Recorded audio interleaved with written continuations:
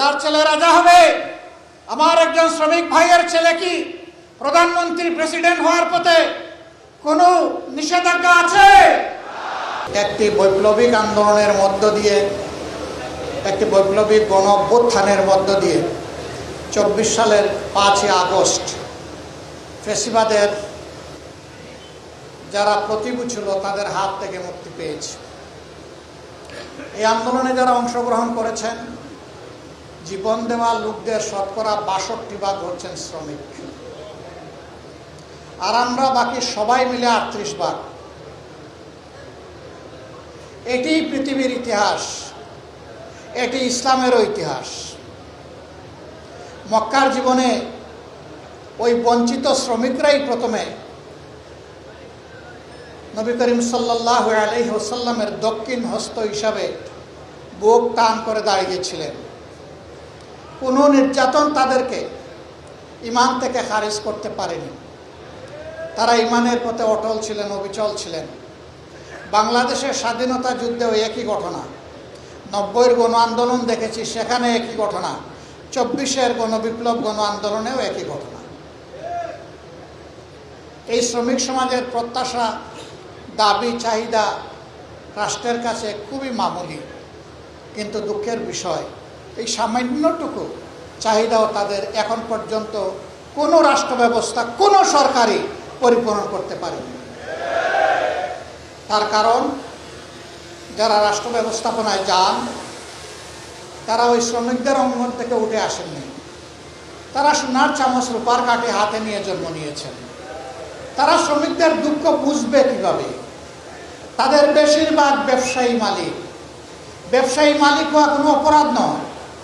ব্যবসায়ী প্রতিষ্ঠান খোলা হবে, মিল, ফ্যাক্টরি, ইন্ডাস্ট্রি চালু হবে, জনগণ সেখানে কর্মসংস্থান খুঁজে পাবে। কিন্তু তারা ওই জনগণকে বেশিরভাগ ক্ষেত্রেই মানবিক মর্যাদাটুকু দিতে ব্যর্থ। তাদের এই নোংরা অ্যাটিটিউডের কারণেই রাষ্ট্রীয় দায়িত্বেও যখন যান তখন একই কাণ্ড কারখানা তারা করেন।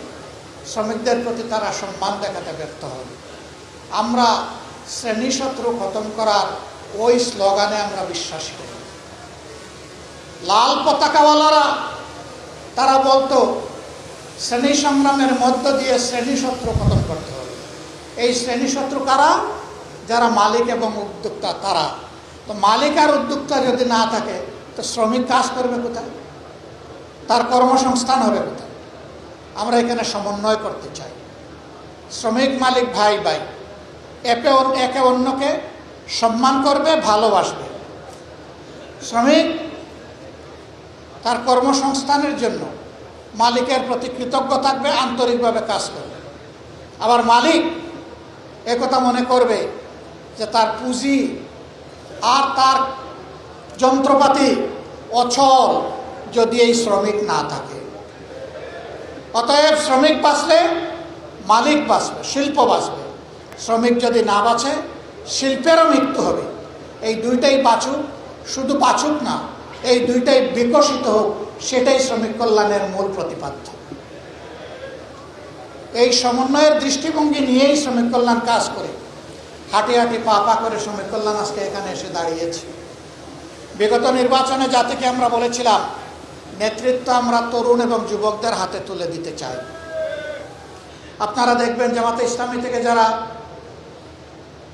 বিভিন্ন জায়গায় আমাদের ক্যান্ডিডেট হয়েছিলেন তাদের শতকরা 70% বয়স হচ্ছে 42 বছরের নিচে। আমরা তার প্রমাণ রেখেছি। আর আজকেও এই সম্মেলনের মধ্য দিয়ে একজন যুবকের হাতে আমরা মূল চাবিটা তুলে দিলাম। আমরা চাই যৌবনের এই শক্তিটা জাতি গঠনের কাজে লাগুক। আমাদের এই বয়সে যতটুকু পেরেছি আমরা দিয়েছি। এখন পতাকা আমরা যুবকদের হাতে তুলে দিতে চাই। তারা এই পতাকা নিয়ে সামনে এগিয়ে যাবে ইনশাআল্লাহ। আজকের এই দিনে সরকারের কাছে আমার স্পষ্ট দাবি, শ্রমিকরাও এই সমাজের নাগরিক। ভোট শ্রমিকরাও আমাদেরকে দেয়, আপনাদেরকেও দিয়েছে। সুতরাং শ্রমিকদের সব বিষয় মালিকদের ঘাড়ের উপর ঠেলে দিবেন না। রাষ্ট্রকেও দায়িত্ব নিতে হবে। মালিকরা ইনসাফের ভিত্তিতে তাদের যা করণীয় তা করবে, বাকিটা রাষ্ট্রকে শেয়ার করতে হবে।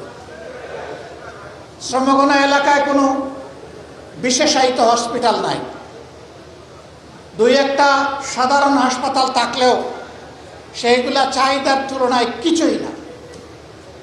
আমরা দাবি করব শ্রমঘন এলাকাগুলোতে অবশ্যই মানসম্মত সাধারণ হাসপাতাল যেমন থাকবে, তেমন বিশেষায়িত হাসপাতালও সরকারকে গড়ে তুলতে হবে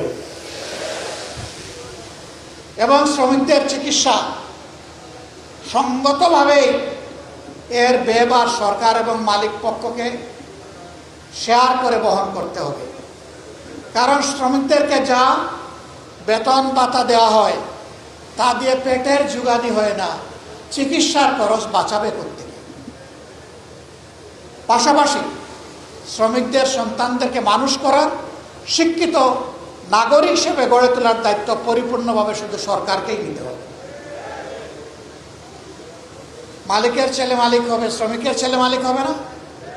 রাজার ছেলে রাজা হবে। আমার একজন শ্রমিক ভাইয়ের ছেলে কি প্রধান